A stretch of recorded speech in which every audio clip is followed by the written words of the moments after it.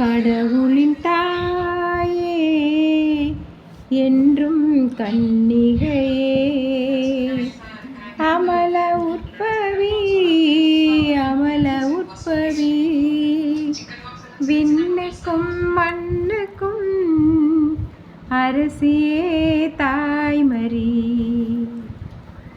அருள் நிறைந்த மரியே வாழ்க, ஆண்டவர் உம்முடனே பெண்களுள் பேறு பெற்றாயே.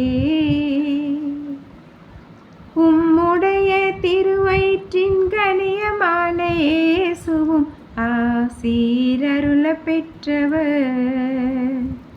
புனித மரியாயே இறைவனின் மாதாவே, பாவிகள் எங்களுக்காக இப்பொழுதும் எப்பொழுதும் எங்கள் மரண நேரத்திலும் மன்றாட வேண்டும்.